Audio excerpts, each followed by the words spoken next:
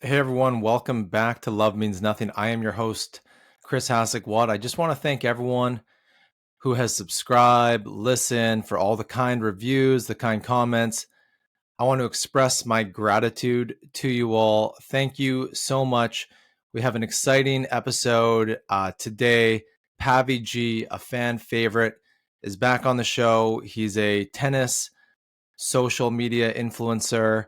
Follow him on Twitter, Pavi G. He's got about 20,000 followers, all very engaged.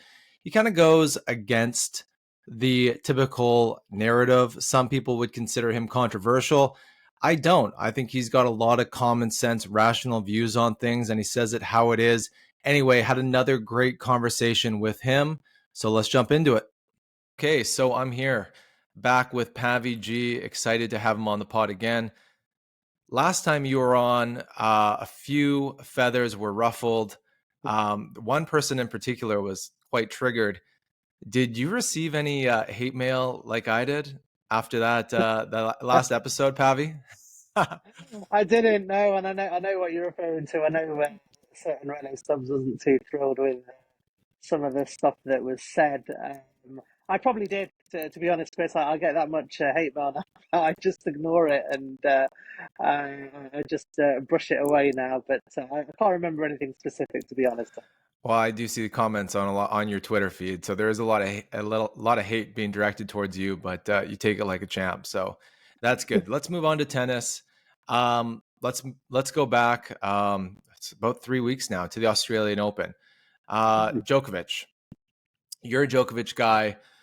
You know, for most people's standards, he had a good tournament, but obviously not for Djokovic. It seemed like the wrist was bothering him early on, and then it seemed like he had some sort of an illness going into the Australian Open. Obviously got to the semifinals, but from his standards, had a terrible match against Sinner. Can you give us the lowdown on what was going on with Joker in Australia? Yeah, I will do.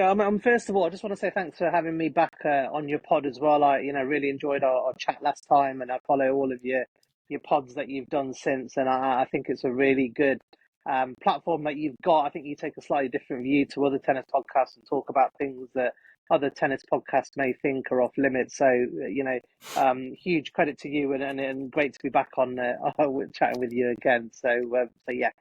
Thank you. Jocko, I said right at the start of the Australian Open that I didn't think that he would win the Australian Open this year, and I did get some messages from a few Djokovic fans saying that's a bit negative, and what's your reasoning behind that? And there was a number of factors. If you let me go right back to the start of when. Back to the end of the season. So, Djokovic had a very, very hectic end of season. So he decided to play Paris Masters back in November, which at the time we weren't sure if he was or he wasn't, because he'd already had a very, very successful season. He'd obviously won 3 slams. He hadn't had much rest. He'd won the Cincy Masters and the US Open. So it wasn't sure that he was going to take a full break and take the rest of the year off, because he decided to skip the Far East tour. But he wanted to come back. I think he wanted to confirm his year-end number 1, which at the time was still a little bit in doubt, and Alcaraz could still potentially have pipped him to that title. So he wanted to come back. He came. He won. He won the Paris Masters, so it was a successful tournament. Soon after that, it's the World Tour Finals, and he was involved in some great battles. Obviously, 2 great matches with Sinner. The second one, the first Sinner match in particular, was a brutal one, which Sinner won in 3 sets. But Djokovic ultimately prevailed. He won comfortably in the final. And now we're coming towards Christmas time. So, Djokovic has already had quite a long period of playing tennis in a few matches. He then gets the call up for the Davis Cup for Serbia. And Serbia have got qualified for the finals. And this is something that Djokovic is never going to say no to, because he is Serbia through and through. And, if they come and ask for his help, he's never going to say no. Now, what happened in the Davis Cups is that he was involved in some brutal matches, and Serbia ended up getting through to the semi-final. So Djokovic is playing doubles, he's playing singles. He then obviously has that now famous match really against Sinner where he missed 3 match points, a brutal 3-set match. He then lost that match, and Sinner obviously went on and went on to win the title for Australia. They beat Australia in the final, which I think Serbia Yeah. probably would have done had Djokovic converted one of those 3 match points. So I think Djokovic felt that mentally, but also physically. So we're now, at the end of November. He still hasn't had his rest, and he's always said that, the older he gets, he likes to have a couple of months breaks where, he doesn't play tennis. So he has a few weeks. He goes back. He's kind of he has a few weeks to rest, enjoy some, the Christmas break at home. He then has agreed to play this exhibition with Carlos Alcaraz in Saudi Arabia. Now, a lot of people say, "Oh, he's doing this for money." I don't, obviously Djokovic has got more money than any of the tennis player. I don't God, think he's in it more for money than money. God. Yeah, probably. But I think he did that because he genuinely felt an affinity towards the Middle East, the Saudi Arabian people, and he wanted to showcase tennis and be a part of that. And he was invited, and obviously they had the match with Alcaraz. But we're now, at the end of December, he still hasn't had his rest. And now, he's being called up for Serbia again, but this time in the United Cup, which is, a mixed format. It's a different format. So Djokovic normally going into Australian Open, he's normally got 4, 5, 6 weeks of rest and, recovery. But now he's been in Spain in the Davis Cup. He went from Paris, he went to Torino, went to Spain, he went to the Middle East. He's now in Australia. He's now in Perth, a different part of Australia. So all of this time, this is catching up with him. And what happened at the United Cup was he picked up a wrist injury, which later transpired wasn't as serious as we had thought. But what he picked up in and out through all of his travelings, he picked up a viral infection, and he had that on day Hmm. one. So in his round one match, he faced an 18-year-old qualifier from Croatia. And Djokovic Yeah. struggled. He could have gone out in the first round, and he was sweating, and Yeah. he was coughing, and his throat, and everyone's like. And I looked at that match, and I thought he's struggling because he's not had the same preparation as he does in the other slams, where with Wimbledon he doesn't even have a grass court preparation. He just takes time to rest and train. He didn't have that, and then he kind of throughout the tournament, you just looked at Djokovic and thought he's not his fluent self. And people were like, Hmm. we can't put a finger on it. Is it a case he's getting old? And I just thought it was his preparation. And because he'd been traveling so much, his body was then struggling to recover from this virus because he's not had much rest in that last 3 or 4 months. So I think, leading into that, it was all going bad. But then it all changed, and Djokovic absolutely thrashed Manarino. I think, he double bageled him. I was like, Djokovic is back. He then had a really tough match against Fritz, which he came through in 4. But people forget that he's normally beating Fritz comfortably and straight. So he still wasn't Yeah. at that level that he was. And then, Yeah. the first set against Sinner, Djokovic was, people can say, oh, we use excuses. But even Sinner himself said that he saw that wasn't Djokovic, and that wasn't No, for Sinner sure. outplaying him. If No. Djokovic got outplayed, I would be worried. But he was hitting forehands like I would make those forehands. And I'm an amateur Yeah. player, and I'm just like, what is going on? Yeah. And I think Sinner was shocked that he was 6-1, 6-2 in an hour, which is Yeah. unthinkable. And And he couldn't how find the Djokovic energy. couldn't find the energy, but he couldn't find the focus. He couldn't Normally find the he's very focus. He couldn't find animated the with the ball. crowd. He just looked flat. He didn't Yeah. let one come on, or he just looked like he was totally energyless. So yeah, ultimately, look at it from where I've kind of taken it, from where Djokovic started, from that period where he played the Paris Masters. He then had 3 or 4 months where he just didn't get much rest. By the time it came to Australia, I think he was done, physically and mentally. But I'm not going to take anything away from Sinner. Sinner, has proved that he is the clear standout challenger to Djokovic. I think in the last 6 months, I think he's Yeah. surpassed Alcaraz almost, and I still think Alcaraz has got more shots than Sinner, but I think Sinner's got that consistency, but he's also got that mentality. I think he's mentally very, very strong, and he doesn't get hung up over the occasion. And when you're an elite level, tennis is more mental than skill, and I think Sinner is Right. mentally strong, which is why he becomes a genuine contender for Djokovic going forward. I want to get into Sinner a lot more, but just on the Djokovic. on the Djokovic thing. So what I found most surprising, and thanks for the recap, um, and I followed it the whole way through. And what I found most surprising is that Djokovic has said numerous times in the past that the slams are why he's still playing. You know what I mean? He wants Yeah, to rack up as many slams as possible. And Djokovic is usually so purposeful in everything he does. He's so detailed in his preparation. And it did seem like a lot to me. You know what I mean? Playing Davis, then playing United, and then going in tired, a little bit hurt.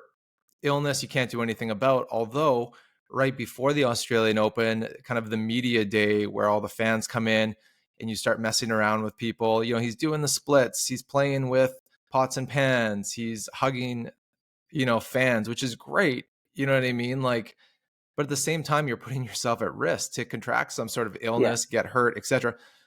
I was a little surprised how kind of loosey goosey he was about it all when he's usually so focused, going into a slam. Did you find calm. that odd at all? On Did you the, find that, were you surprised? I was a little bit surprised, and I sometimes get a bit of criticism on Twitter that I don't ever criticize Novak, and this is one Right. element. When I saw him in the Australian Open, I thought that his preparation wasn't as good as it has been for other slams, and you're absolutely right. I don't think he walked into it too overconfident. I think he said at the start that his Mm-hmm. biggest challenge was himself, so I think he knew that he wasn't firing on all cylinders. And I think, being in Australia, after what he went through in 2022, and you're absolutely right, but what Djokovic did when he came back this year, he was treated almost like a hero. And I think memories of 2022 came flooding back to him because he was playing exhibitions in front of packed out Rod Laver stadiums. He had cricketers that were coming. Steve Smith, he was having a hit with him. He had a podcast with Nick Kyrgios. He had an exhibition with Mm-hmm. Kyrgios. He was, like you said, he was very much in his mode. And I personally would have liked him to have gone to training, gone to his hotel, do his Pilates, do his yoga, do his meditation, do everything that I know. Because I've seen Djokovic in and around slams, and he is channel vision. You can't really. He's not really the same Joker because he's on a mission. And Right. people will like say, "Oh, it's Djokovic," and it's like, "Yeah, but he's in a slam, and he's in his own zone." And I didn't quite see him in that zone. And I think the other Right. thing that didn't help him this time was that he didn't have any of his family travel with him this year. Mm. And I think the reason for that is that with his kids, they're a little bit older, so taking them out of school for 2, 3, 4 weeks is a little bit more of a challenge. But Mm. also with Yelena's work commitments. Now, she's very, very busy herself with her foundation, and she's got a media outlet, so it's very, very tough for her to take 2, 3 weeks off and fly over to Australia. And his parents didn't travel this year either. I'm not sure the reasons for that, but you probably know, and I know, if you're His ill, the his person parent that his you parents sometimes watch probably didn't from his parents probably didn't want to, sorry to interrupt, his parents probably didn't want to step foot in Australia again. They probably made a vow to themselves after how that country treated them that they're just sticking to their guns, and they say we're never going back yeah, to that country again. I wouldn't be surprised. I wouldn't be surprised. And I said something similar at the time in 2022.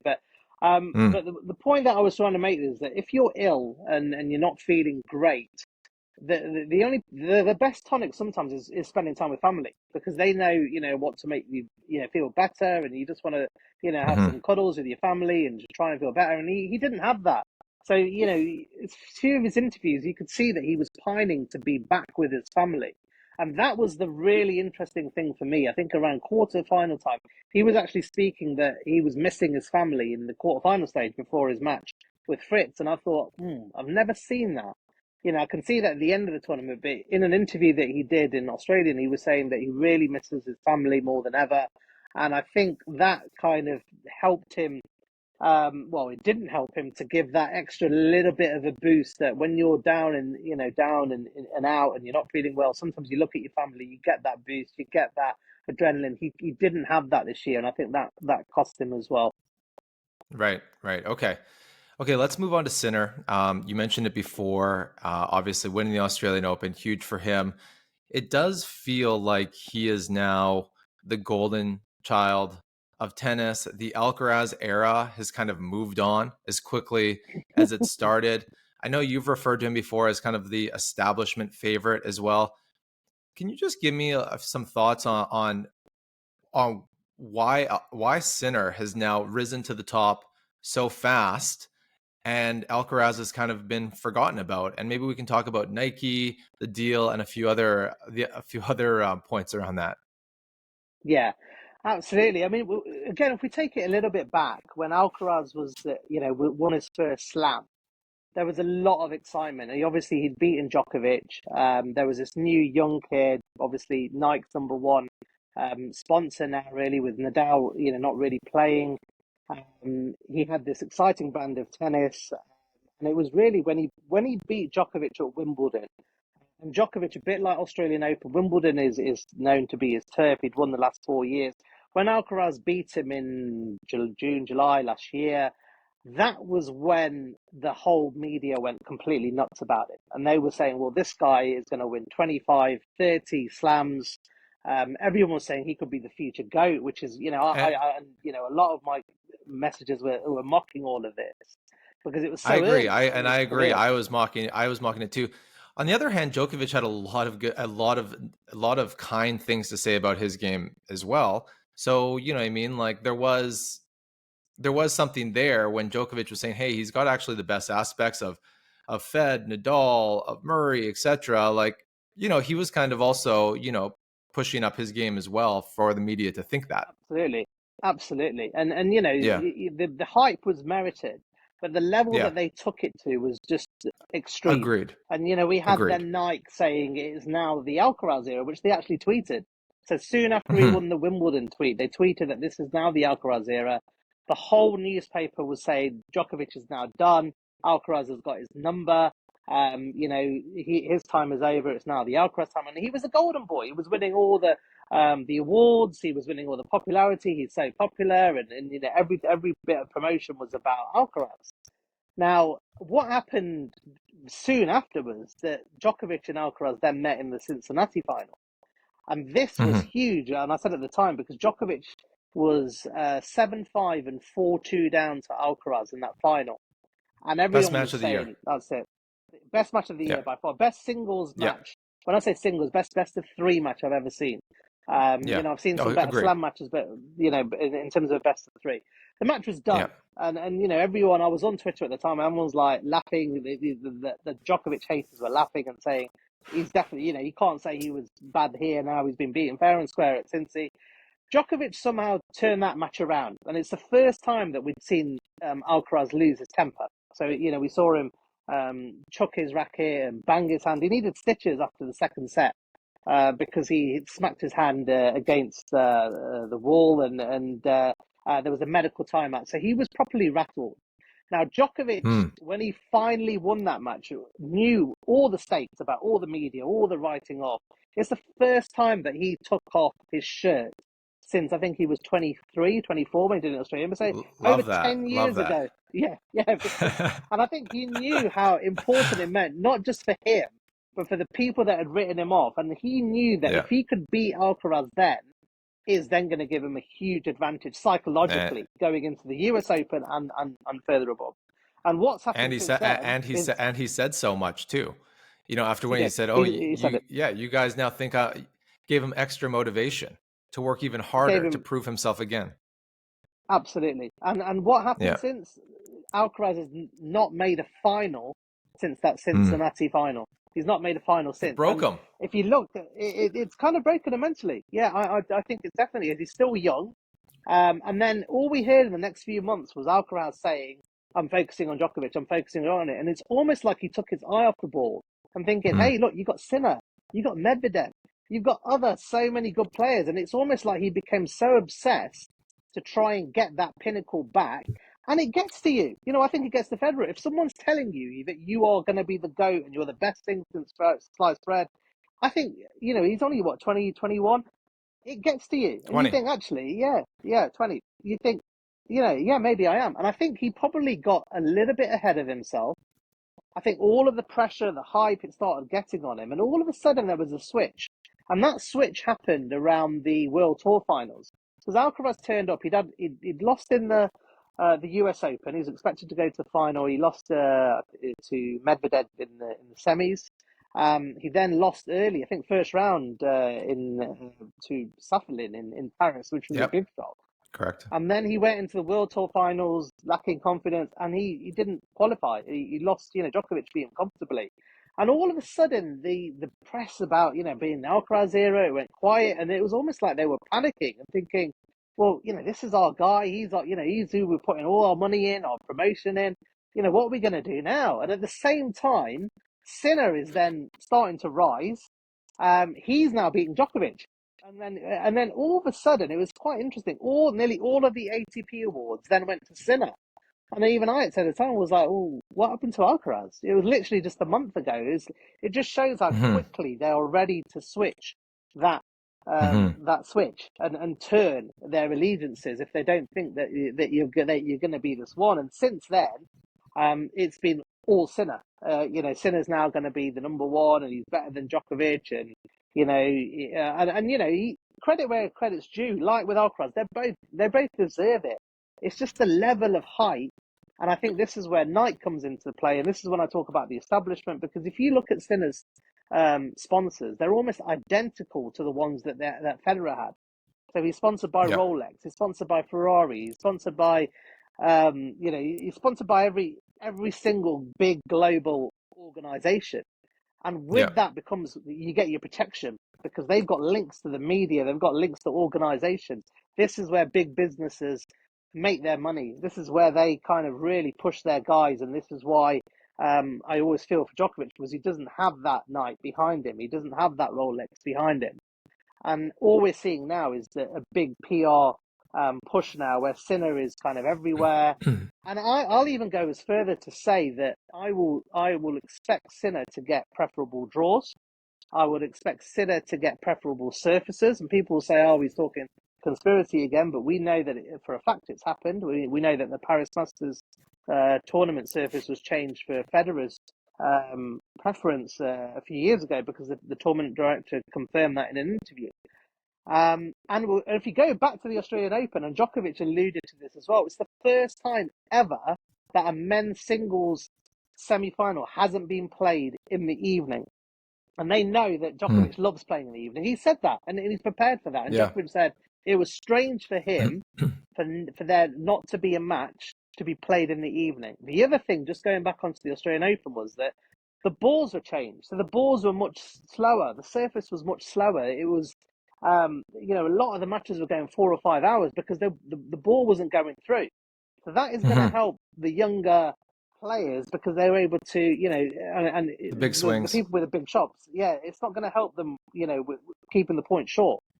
Yeah. So there was a few little things, and I think it's part of the reason that they don't want the same person keep winning the tournaments. They think that's a bad look. But I do think that what we're going to see going forward is we're going to see Sinner get a lot of protection, and he's going to be now asked, where do you want to play? What schedule do you want? And some people say, well, the top players deserve that. They do, but there's certain things that, such as draws and surface changing, that isn't. I don't think that's fair. I don't think that's a level playing field, and I think that's what we're going to see with Sinner now. But it is what it is. And I want to reiterate or re-emphasize what you were saying as well, that this isn't taking away anything from Sinner or Alcaraz. They're both phenomenal players. It's almost like the higher powers make these decisions and choose who their guy is. And it's clear to me that they've decided that Alcaraz is the next Nadal and Sinner is the next Federer, and they're moving them down the exact same paths that both of these, previous superstars went down when it comes to the sponsors, when it comes to all these other factors that you mentioned. And just regarding the awards, again, taking nothing away from Sinner, but he was awarded like fan favorite for 2023. And anybody that's ever been to a pro tennis tournament where Djokovic is there, Sinner is there, and Alcaraz is there, it goes, when it comes to fans watching these players, just trying to get a glimpse of them on the practice courts, etc., it goes Djokovic number one by a large amount. Yeah, because he's the GOAT and the legend, and people just want to see him. They want him to sign their babies, etc., like I would want. then Alcaraz is number 2, and then Sinner is number 3. But for some reason, he's still got, fan favorite. And you kind of question, like any rational person says, hey, this isn't taking anything away from Sinner. Yes, fans do love him. But at this point, particularly, this is before he even won the Australian Open, there's no way you could argue that he's a fan favorite, even when you compare it to those other 2 players. So No. what's going on there? Like, does the ATP then, do the executives, sit in a room and decide, okay, they probably do. Who's our guy? Who are we pushing? How do these awards affect us, as far as viewership, creating new fans to the game, etc. And then that's how these decisions are based? Yeah, absolutely. And it wasn't just a fan favorite. So he won the shot of the year. So Djokovic won 3 Grand Slams. They gave the shot of the year to Sinner. They gave the Right. coach of the year Oh, of to course. Sinner's coach. Yeah. So he almost washed out. Darren And the Cahill. other award, Darren Cahill, yeah, and Djokovic and had to remodel his game. And you might remember at the time he put on Instagram, he was like saying, "What more do we I need to do in remember. a jokey way to Goran?" And he said, we've won 3 slams at 36. He had to completely remodel his game. That took a lot of coaching. That wasn't just It's a Djokovic; joke. it was a It's whole it's a joke. team effort. It's a joke. Yeah. And Sinner this last year didn't even win a slam. He hadn't even won a slam. I think he'd won 2 Masters. He'd done pretty poorly in slams, but they still gave the coach of the year to Cahill, even though he had actually performed worse in slams in 23 than he had in 22.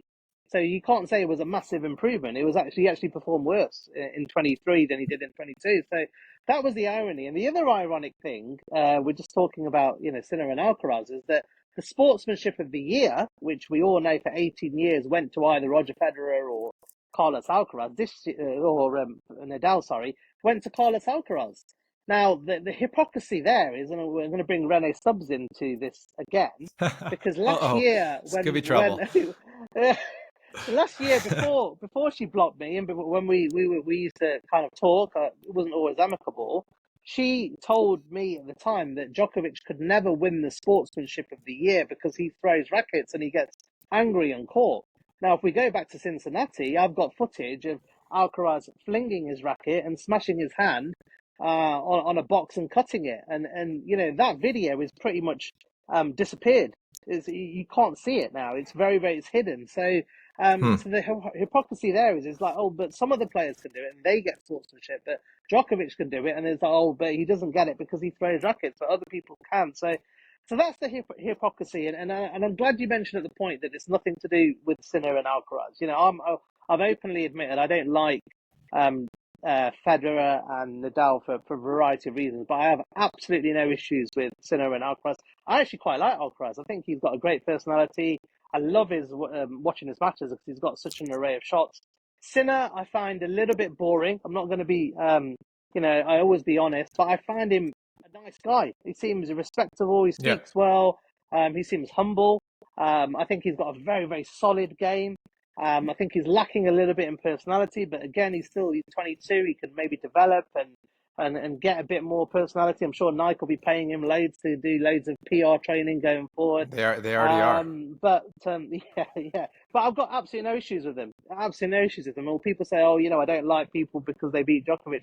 That's rubbish. I respect both of those players. I hate the hype, and that's what kind of gets me, because the whole reason that I started supporting Djokovic was 20 odd years ago, is when I saw all the hype for Federer and Nadal, and Yeah. I was just, I just didn't like it, and I can see what you mentioned is exactly the same cycle is now happening with Alcaraz and Sinner, and Djokovic is still there, which is which is probably irking them more than anything. Yeah, it's funny because, I totally agree with you that, and people get offended for some reason about it, but Sinner is a little bit boring right now. Like his I wouldn't say his game is boring. It used to be a little bit because it was very one dimensional, but he's now learned how to become more of a dynamic player. You know what I mean? So there are different dimensions to his game, but when it comes to his personality, he was very kind of cold. He didn't say much, and he still doesn't, but it is improving, and that will come with time once you get more experience talking to the media, etc. But maybe he's also a bit more controllable as well. He seems pretty laid back. The question is, do the players serve the sponsors, or do the players, or do the sponsors serve the players, or do the players serve the sponsors? And clearly, you know, if you're kind of a controllable, laid back person, the sponsors will have a lot of say as far as how, your player will, act in interviews, kind of will go move. Sorry, I'm trying to say will actually kind of like almost do what you ask them to do. Yeah, Um, the other thing about this whole thing is, and the hypocrisy around the gamemanship award.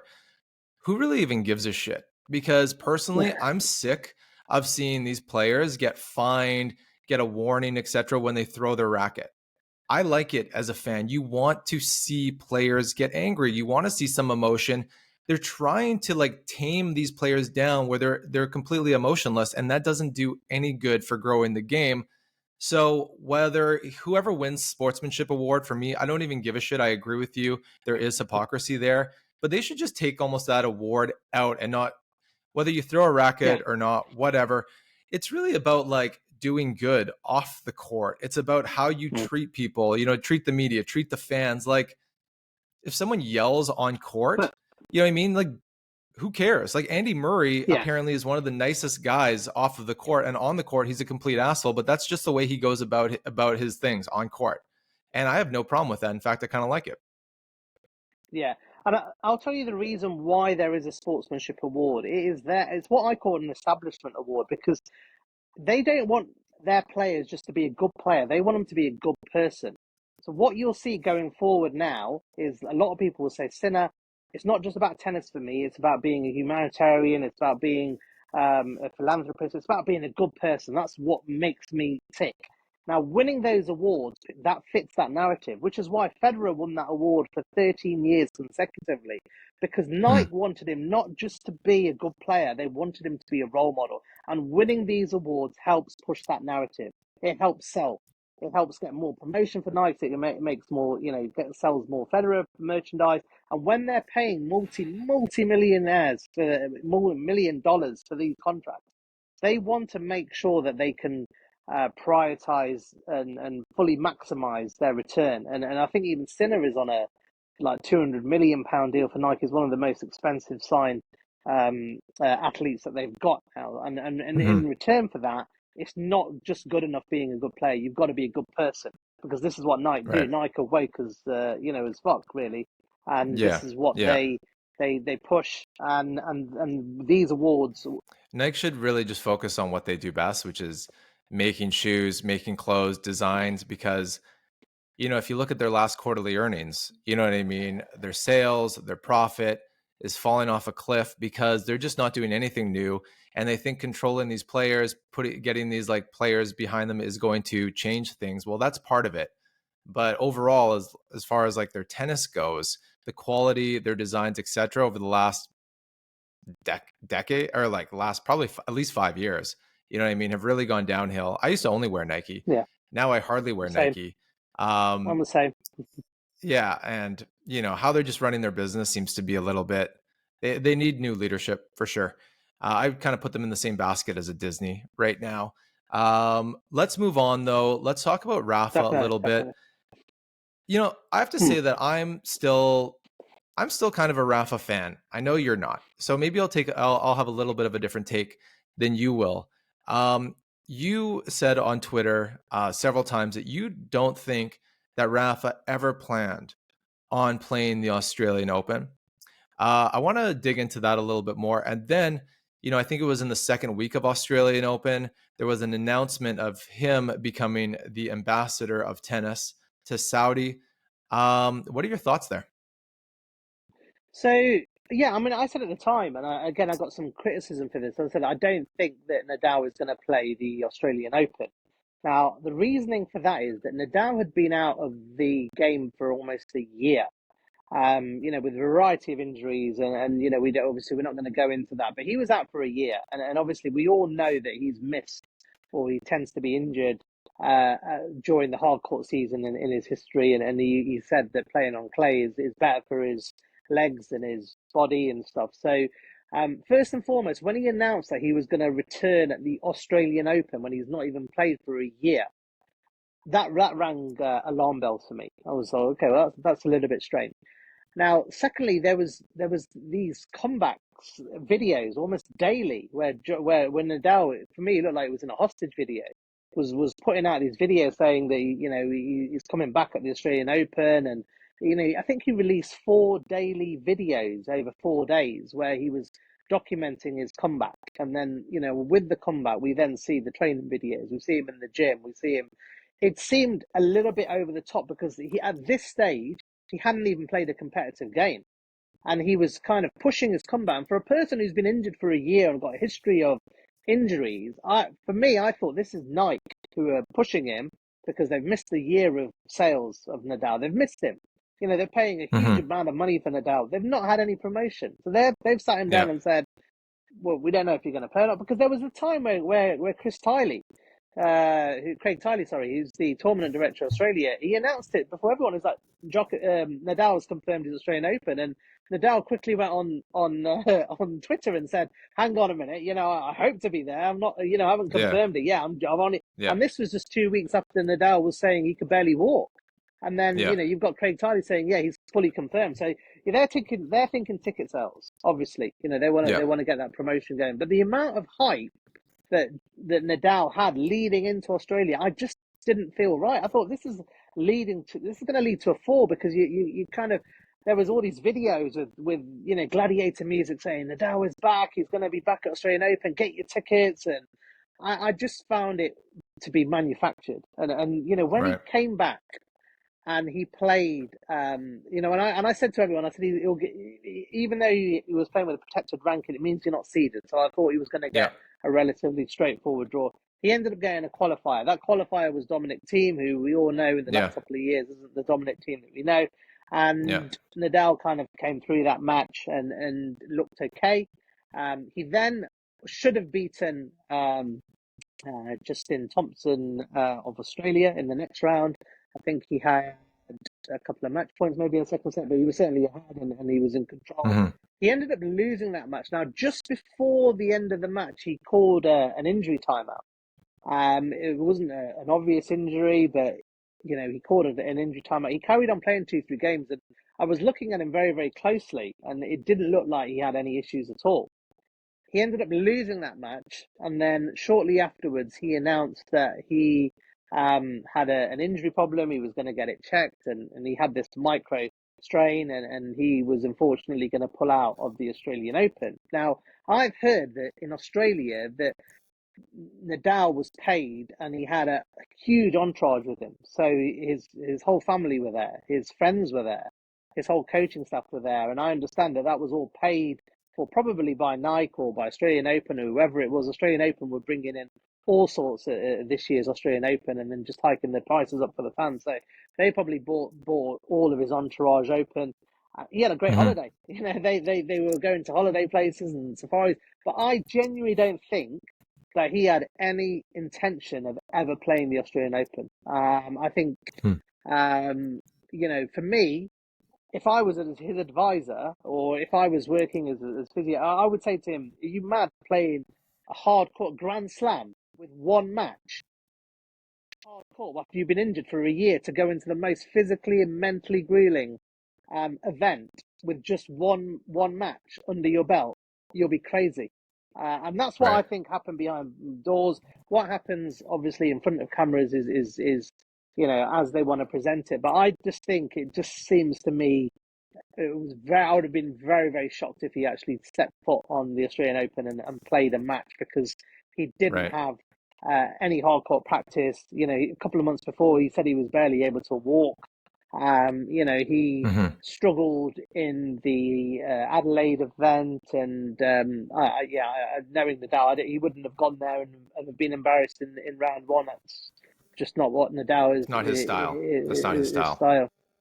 Yeah, he's not going into a Grand Slam saying, "Hey, this is a practice slam, and if I lose in the second or third round, that's okay." Like every time, every time he goes into a tournament, he's going in there and he's willing to put his body completely on the line to win it. So, I get your point. what were the realistic expectations considering his mentality of going in your first tournament back, essentially, other than that one warm up and playing, a grand slam.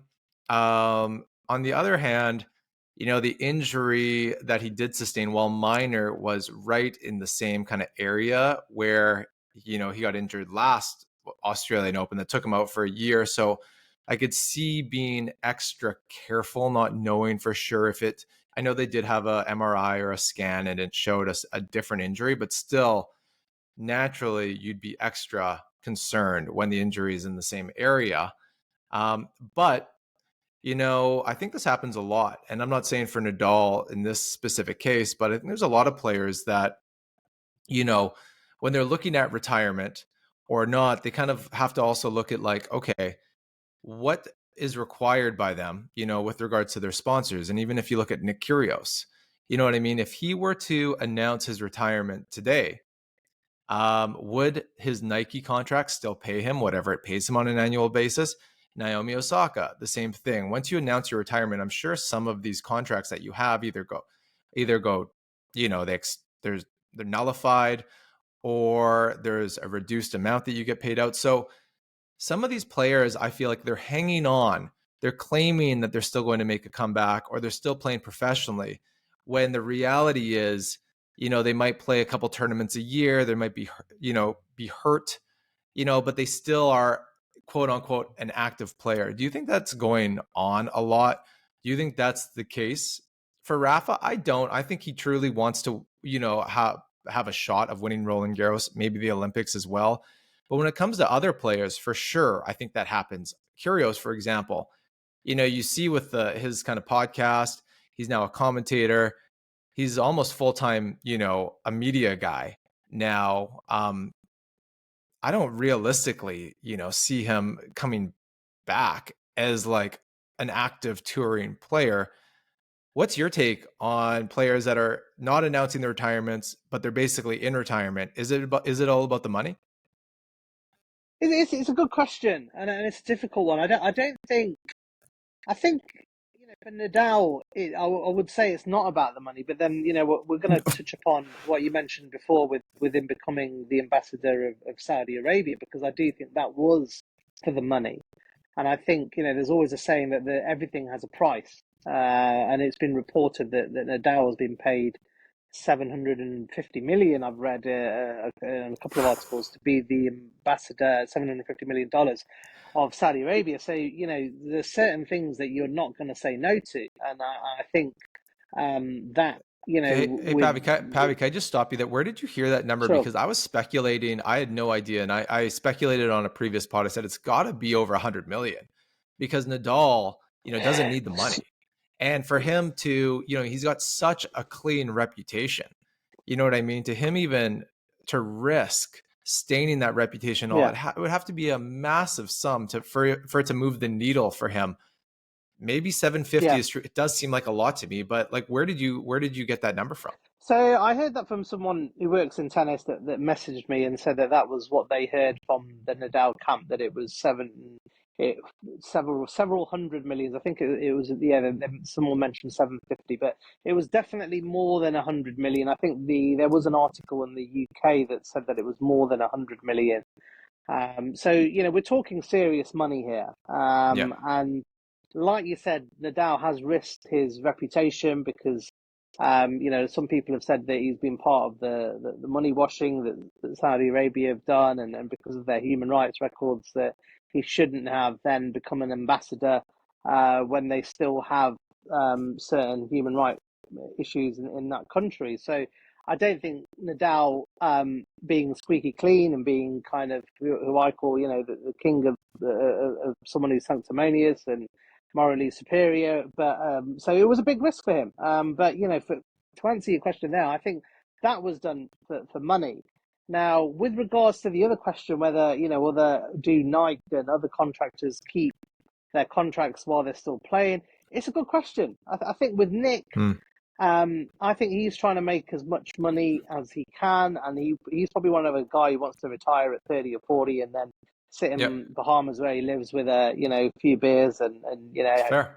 running around partying. So I think there's different motivations there. I think Naomi Osaka was well documented as the highest earning female athlete in the entire world last year. So I don't think money is going to be an issue for her. Maybe it's more relevance with her than money. Same as Nadal. Money, I would say, Kyrgios falls in the camp where money still matters. I mean, he's probably Yeah, worth 25 million bucks. Like, I'm not saying he's poor by any means, but when you throw another 25 million dollars on there, that doubles your net worth. Whereas if you throw 25 million on for Nadal or Naomi, it doesn't mm, really change your lifestyle at all. yeah. No. I totally agree with that. Totally agree with Yeah. that. But I think there is an element of that, and I do think there are certain players that will do what they're not being sincere when they're on the camera, and that's the bit that I kind of don't like. Is I think there's a lot of players that are disingenuous, and they will only say and do what they think their sponsors will say and do. And this is why I'm so always very thankful that Djokovic has been with Lacoste, who stood by him during the most difficult period in Australia, and they've always encouraged him to speak his mind. And I don't think they would ever put any restrictions on him in saying or doing what he's done. And we had that. I was involved in that Twitter chat with the CEO of the Lacoste, who said that he would never have Nadal as someone that they would sponsor. And that was in Interesting. relation to Nike saying that they would initially said that they, Mike, I forgot his surname now, but one of the senior directors at Nike said that Djokovic wasn't really their kind of guy, even though they'd offered him 3 contracts and he declined them all. So Lacoste then said, well, Nadal wouldn't be our kind of guy. So, they've got his back, and they allow him to speak freely, which I think sponsors should do, because you then get a genuine person, and not someone who's saying and doing things that they don't believe in, but they think, well, actually, this will look good for me, and this will make my sponsors happy. And that's the bit that really irks me, because I just don't like that in players. And I think we can see the ones that are genuine and the ones that aren't. Yeah. And yeah, that's interesting. And when it comes to even, Nadal, being the ambassador of Saudi, personally, I didn't, I don't mind it.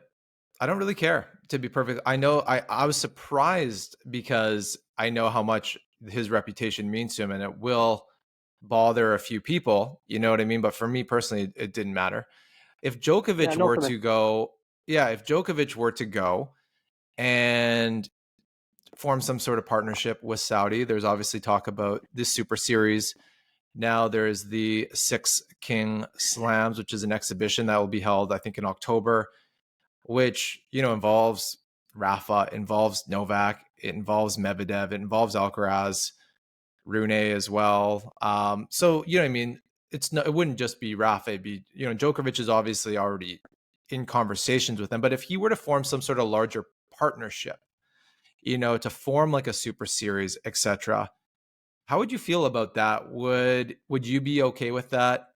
Would you think that would stain his legacy a little bit? Do you morally, would you disagree with him kind of going down that path? Since at the end of the day, he doesn't need any more money, but do you Yeah. think on the other hand, it's a win-win for everybody. It makes the game more international. It brings kind of the West into Saudi Arabia to help with, some would argue just justifiably, the rights for women, etc., how they treat their people. Would it be a good thing, net benefit, Yeah. if Djokovic Um, joins or not? I personally, like yourself, I don't. First of all, I don't have an issue with Nadal becoming an ambassador. I find it funny because he's kind of positioned as this person who's Yeah. very morally right, and with Djokovic, he's positioned as this kind of bad guy in hyphenated commas who's not morally right, and he's Yeah, the he's people would expect him to partner with yeah. the axis of evil kind of thing. Yeah, You know what I mean? of course. So it Yeah. wouldn't be that much of an issue because we've never, first of all, we've never said Djokovic is perfect. As a Djokovic Mhm. fan, we know that he's got issues and he's not perfect, and that's one of the reasons that I like him is that I've never said that he's this guy who's, a choir boy or has done never not anything wrong. I like the fact that he smashes rackets personally. I like the Yeah. fact that he shouts and swears and screams at his box and and gives it back to the fans. I love that. So Yeah. I personally wouldn't have any problem. And being from the UK and seeing where where we're going, and the US, and they're the last people to speak to give people moral high ground after half the stuff that they've done. So every country has its problems, and it's not always the fault of the citizens. So I think what Novak has always said is that he wants to be someone that takes tennis around the world. And that's what Tony Godsick said with the Labour Cup, that he's ended up going to all the rich places in the world to make more money. But there is areas of tennis that genuinely don't see a lot of tennis. The Middle East is one of those, and Saudi, up until very recently, hadn't seen any top quality elite tennis being played there. And there's many parts of Asia that haven't. There's many parts of Africa that haven't. Hmm. So I think there's definitely a case for Novak to be an ambassador. He's obviously owner and board member of the PTPA, so it's for his interest, for his players' interest. If we go to Saudi, it could mean more sponsorships. It could mean attracting more players from the Middle East and growing the game. And part of the PTPA is to ensure that there is more and more money and more sponsorship. So, I think he has a duty to go to as many countries as possible, and not get involved in the politics side of it. Just stick to the fact that he's there, purely for tennis purposes. He's not pushing any routines or anything. He just wants to get more people, more kids, more women, more men, whoever it is, Hmm. into playing tennis. So I personally don't have a massive issue with Nadal. I just find the hypocrisy quite amusing. Right. And if Djokovic wants to do an alliance with Saudi Arabia or with any other Middle Eastern country, I wouldn't have a problem with that at all. I don't think it would stain his legacy as such, because this is what we've been told, that he hasn't got any morals and he doesn't care about anything and he's Right. greedy and all that stuff. So it's Nadal's the one who had the reputation and the risks. So Right. but having said that, Djokovic will only do it for the right reasons. I know for a Yeah. fact he wouldn't do something just for the money. It has to be for the right reasons, and he has to trust the people. I know that from the people that he has in his team, he has to trust them explicitly for him to agree to any deal, and what that would entail. Right. With regards to the Super Series, or the Super, I don't even know what people are calling the Premium Series, the Super Series, but you mentioned the CEO of Tennis Australia, Craig Tiley. I know that he's been really pushing this. It's putting together the 1,000 ATP tournaments and the four slams together and creating like almost like an entity in itself, separate from like the 500 and the 250s. At least that's my understanding. But to do that, would they need to they would need to partner with all the different owners of the slams and these respective tournaments? Do they, or is it where they actually form a partnership with Saudi, the government, and use the money in their sovereign wealth fund to buy a lot of the 1,000 tournaments? Is Saudi part of this Super Series? Like, are they part of the equation? Do they need their type of money to execute on that, or is it completely separate? It's a good question, and it's still very new at the moment. There's obviously Saudi have just suddenly burst onto the scene. I think it was boxing that they initially kind of went mainstream with some very high profile boxing fights. That was a huge success, and I think Saudi are looking over at their partners, at their neighbours in Dubai, and have seen how much millions that they have made through sporting and musical kind of concerts, and they want a bit of that. And they want to bring top quality sport. I know the Prince has said that a number of times, that he wants to bring top quality sports to the kingdom, which is why money isn't an issue. I mean, Saudi Arabia is one of the most affluent countries, primarily due to the resources that it finds with its oil in the entire world. So money isn't an issue, but to attract the level of interest and kind of hype that it gets, it has to pay Mhm. the top players to come and promote it. And that's why they've given Nadal an open checkbook, and they've said, we'll write whatever you want. If you can be an ambassador, it means that more people are likely to want to have tournaments here. And then, 2 months later, there's a big tournament, which is going to be the highest prize fund ever. So if you look at Grand Slam winners, obviously men and women are paid the same. But if you look at all Mhm. of the slams in the most recent years, the winner of a slam will get approximately $3 million. Now, the winner of this event for just six players is going to get £7.5 million. So that's more than Oh, double the exhibition, the the Six King exhibition, Slams. the Oh, 16 interesting. slam. Yeah, so they're going to get $7.5 million. That's more than double um, the money that you would get in a slam. And if you think of all the sponsors that the slams have and all the money and the fans that they bring in Hmm. through the doors, that's quite significant. And not only that, and you're probably aware of this, but every player that takes part gets $1.5 million just for turning up. So we're talking serious money here, and Right. it's. I think ultimately what Saudi will want is they will want their own Masters event. They will want a high quality event, and that's probably why they've got Craig Tiley involved, because they will probably want to along the line in a few years' time. They may even be applying to get Grand Slams, Australian Open maybe, and or do a brand new event which is like you said, an amalgamation of the Masters and the Slams, but it's held in Saudi, best of the best, maybe, I don't know. But they'll Right. certainly be pushing for World Tour finals. They'll be pushing for various events. We've already had Tony Godsick said that he's considering Saudi Arabia as a Laver Cup venue as well. So that it's going to happen. Whether Nadal is not the ambassador or not, I think Saudi have got a taste for that now. They've shown that they can put on a good show. I'm a big Yeah. boxing fan, and they put on a really, really good show in the boxing. The marketing, the whole atmosphere. They do it really, really well. So they've showed that they've got the ability to run major sporting events, and Yeah. they accommodate with the time. So they're happy to change their time to make sure it's prime time in the US and UK. So yeah, I think it's got to be a good thing for tennis. It's going to be hard for Laver Cup to compete, when they're paying players $250,000, just to show up.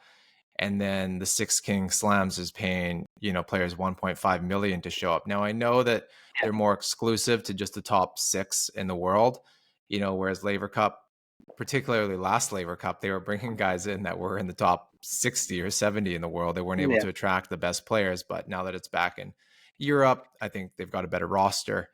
So that's one thing. I think you mentioned that they're gunning for a 1,000 level tournament, but I thought I heard an announcement, or maybe it's just rumors right now, that there actually is going to be a 1,000 tournament before the Australian Open in early January, or at the end of December this year, early January next year.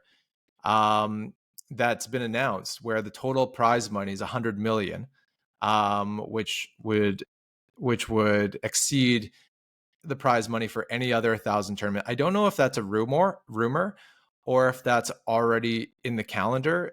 Sounds like you're not sure based on the fact that you said that they were gunning for it, or is this a for sure thing? Yeah, so I read the article and the buzz. I think they were planning to do a Masters in 2025, Oh, okay. just before 2025. the Okay. Australian That would make sense. Open, Yeah. which is next year.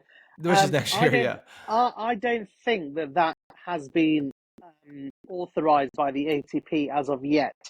I think Craig Tiley is involved in that, and Saudi obviously are involved in that, and Rafa will now obviously be very much involved in that, being an ambassador and being the go-between.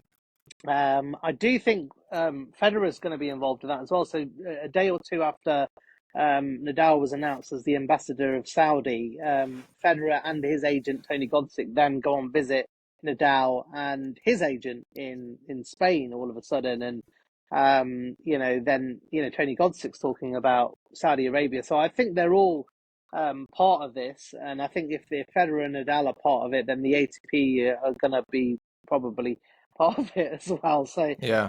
I don't think it has been, to my knowledge, it hasn't been confirmed yet. I think it's rumours, Right. but it wouldn't surprise me if it is. Hmm. Um, but but yeah, it would have to go into the diary pretty soon if it's going to Right. be January 25, which obviously we're in 20, no, we're in 23 now, 24. We're in What year 24 we're now. in? I know, I Yeah. get mixed up too. Ask me what my So, age is, and I would have no idea. yeah. You So, know, so yeah, it's interesting because you know, I'm a purist, and I understand, and therefore, like for me as like a golf fan as well, live from just my enjoyability as a fan. It's kind of taken away a little bit because you know the normal PGA tournaments, it's not the best of the best playing for the title anymore, other than you know the majors. Tennis, you know, if Saudi comes in with almost, it feels like, you know, their unlimited amount of money, just a blank check that could like buy basically anything, it will start to do the same thing and kind of tear. I don't like to like to use it for use the phrase tear the sport apart, but there'll be kind of this like splitting between them, right? So like who's playing in the ATP tournaments being played in this new Saudi tournament. I get it from a player's perspective because it's been widely, you know, discussed that players, you know, on the ATP, the vast majority of players don't make that much money. You know, we've been talking about the Rafas, the Djokovic's, the Sinners of the world that are extremely well paid, but you know, for everybody else outside of the top 40, top 50, they're kind of just hanging on. And when you're outside the top 150, you're not even hanging on. You're just relying on sponsorship dollars or grants essentially to help you kind of like pay your way. So I can totally understand why there's this opening for Saudi to come in and say, hey, you know what I mean? We can really create something here because the players will jump if we give them an opportunity to earn 3, 4, 5 times what they're earning currently in the ATP.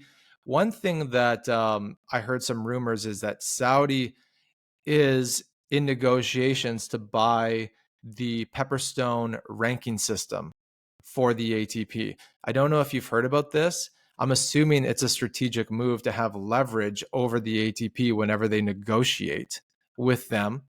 Um, but owning that to me, if you, it's just numbers, right? You would think, but I'm sure there's something more to that around the entire ranking system.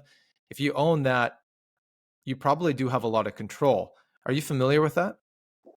it was the first time that you mentioned it was the first time that I've actually heard it, but it Okay. makes total sense. It makes total sense for me because if you want to be part of tennis, which they've expressed that they do, and they want to attract the tennis, then being a key sponsor of something like the rankings and Pepperstone, obviously, or the rankings at the moment, it's going to give them visibility and profile, and that's what they want. But what I do think is just taking it. I think it's slightly different from golf. I think golf there was a separate league set up and there was a big goal breakup. I think if they do with this properly, the ATP Yeah. should be talking with Saudi to say, look, you can have the big tournaments on the proviso you do 10 ATP challenges a year or 10 ITF challenges a year, and you pay these other players proper money as well, top 100.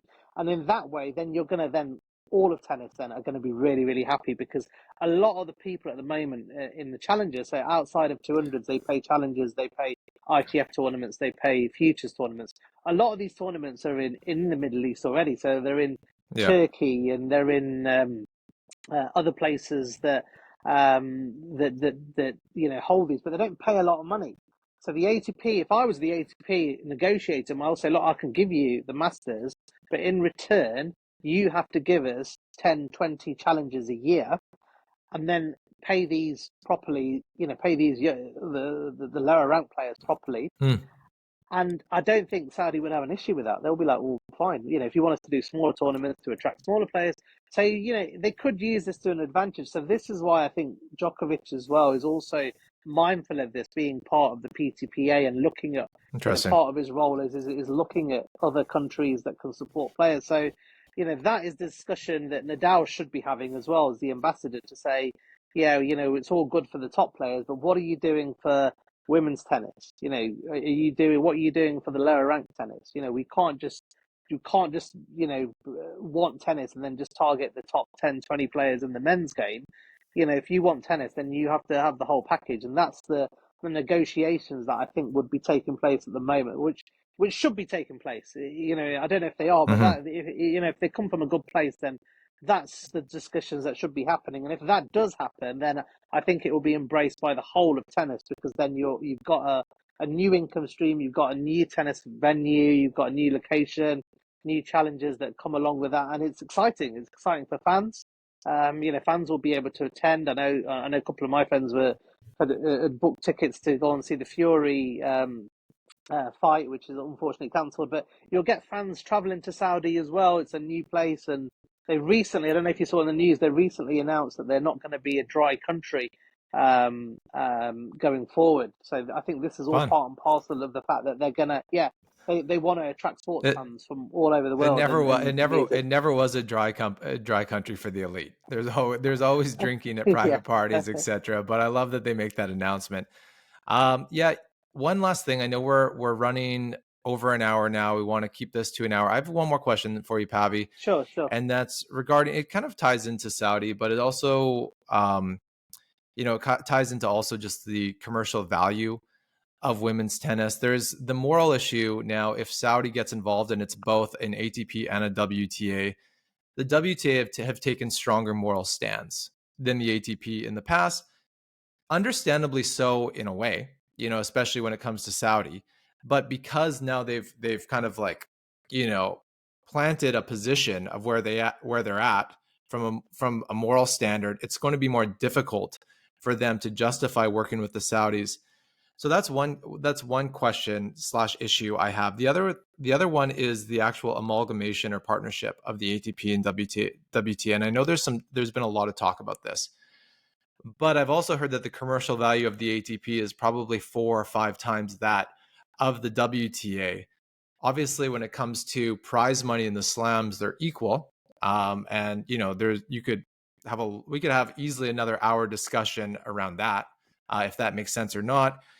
You even on Twitter, I know that there's been some of your followers suggesting that women's Grand Slam matches should be best of 5, or at least if it's 2-all in sets, they play a super tiebreak up to 10 points, so they don't have to play a full fifth set to justify earning as much as the men in those slams. I know I put a lot out there. Let's start with just the partnership. Is the ATP and the WTA going to come together under one entity and form a partnership, and how would that look from a commercial value standpoint? It's a good question. I think first and foremost, I think both of them are really poorly run organisations. So there's no Mm-hmm. secret in that the ATP and WTA are not run well, and they haven't been for a number of years. Having said that, I do believe the ATP is actually run better than the WTA, who under Steve Simon, who's made a number of errors and is now kind of upstairs and no longer the CEO. But the WTA isn't run well, and we all know that they're not making a huge amount of money. And there was even talks that they would go bankrupt recently, which Steve Simon said that wasn't the case. But they're clearly struggling with Yeah. their finances and keeping everything going. So that is the reason why I don't think the ATP and WTA would ever combine. Now, Hey, Pavi, is it because it's poor? Is it because it's poorly run, or has a poor product that people don't want to watch? I know people. I know it's a that, mixture that's a of controversial topic, but I mean, nobody seems to say, hey, when when it's purely women's tournaments, the turnout, is a couple thousand people in the stands, versus the yeah. men's matches. You're not allowed to talk about that. Is it a combination of poorly run and it's a bad product, or where would you kind of like, where does that skew? It's probably more the second in terms of the product. So the ATP have got certain sponsors and certain commercial relationships that are there purely for the ATP. And whether we like it or not, we want to be politically correct. More people watch ATP tennis than WTA tennis, and that's just the fact of the world. Now, outside of the slams, the ATP will work with their sponsors, and we'll see how much TV revenue they get, how much sponsorship they get, and then they will set their own price pot. Yeah. WTA are then in negotiations with sponsors, organisers, TV people. They will set their own price pot. So it's done on economical terms as opposed to everyone should be paid equally. And that's always been the case for me. It doesn't matter if you're a male or a female or a trans or whatever you want to describe yourself as. It depends on commercial value of what you bring, and that's why there was some discussion saying that women should do best of five. I think they should. I think everyone should be equal. Women and men are equal in my eyes. They're athletes. Women could easily do best of five. In my understanding, Well, I think they would be happy I to do that as disagree well. with I have to disagree with that. I think I've said it before. It'd be carnage. I don't think if you have best of five for women, yes, some of these women, they train hard, etc. But some of these matches could last 4.5, 5 hours. I It's don't fine. think fine, but I don't think that I think they'll every second match will be a retirement. There'll be I, injuries everywhere. I don't think that they can withstand it. I'm not trying to I sound sexist, but I'm just saying no. just the Yeah, you I disagree. understand where you're coming from, but I Yeah. disagree because I know a lot of women tennis players are super fit. Like Wozniacki used to run Yeah. Yeah, marathons yeah. True. comfortably. I think a lot of the top players, they Okay. work just as hard as in the gym and as just as the men do. We're talking an extra hour or 2 hours. We're not talking, huge amounts of extra work. And I think a lot of these players for 5, 6, 7 hours anyway. Even if they don't go that way, they're physically getting ready now to be in shape to go however long the distance. But I mean, it comes back to commercial value though, because if you're on, there was a tweet that went viral that was taken off by another podcast company, which basically said along the lines was that Sabalenka earned more money in the Australian Open, or more than double than Medvedev for being the runner-up, even though Medvedev was on court for kind of double the time. And that's the bit where you think, okay, that's got a point, and people will scream and shout and think. But if it's you take it away from tennis. If someone's let's go back to a factory. It could be a man in the field. If someone's working double your hours doing the same thing, but they're working double, and you're getting paid the same as them or more than them, that person who's working double isn't going to be happy. And it doesn't matter if you're a male or female. That comes to commercial values, because the longer you're on court, the more sponsorship that the sponsors are going to get, the more TV Sure. viewings are going to get. So everything is generating a value, an economic value. It doesn't, let's take out men and women out of it. It's got to be done on court time. It's got to be done on who brings the sponsors. And that's why But the ATP, that's why I think the ATP and WTA can't combine, because all the Masters events, all the 250s and 500s, it's up to them. They can earn what they want. There's no limit. They don't say to the women, you can only earn this much. The WTA can negotiate whatever amount they want it's up to them. And that depends on the relationships that they've got with their sponsors, with the TV rights, to see how much money they can. There's no cap. So it's all to do with negotiation, and they can only negotiate because you can't say to TV people, "We want 5 million." If they're like saying, "Well, we're only making 3 million. How can we give you less than what we're making?" So it all comes yeah. down to the fact that there's a number of stakeholders that are going to be generating money, and the prize money is going to be a reflection of that. And ultimately, you're going to get paid what you're worth. And that's why the ATP and WTA can't combine, because they're two completely different products. Yeah, I agree with that. But there's also this predicament in the slams too. Well, I completely understand your point about playing best of five if you're going to earn the same amount. But we're talking about commercial value, and we know that people tune in for the men's matches more. It takes up more court time. Will that ultimately affect the bottom line of the slams as far as people actually coming to attend, where the women's matches are taking up more time on court? Will it affect the commercial value as far as viewership? Watching the matches, if there's more women's matches on, than men's matches, or at least equal, because typically they'll get a little bit more men's tennis because the matches run longer. Will that affect commercial value? So there's a number of different things to consider there, which is probably why they're just neither of the organizations know what to do about it. But point well taken. If you're going to earn the same, you should be generating the same amount of revenue for the Yeah. for the businesses. So makes sense. Okay, Pavi, I think we've ran course here. We've talked for over an hour. I promised you I'd only keep you for an hour. I know you have other plans tonight. Thank you so much. you're a smart guy. I don't even consider you controversial. You're willing to touch controversial topics with some common sense. You're a very eloquent speaker. Appreciate you coming on again, Pavi. Highly recommend following you on Twitter. Do you just want to provide how listeners can follow you, contact you, etc.?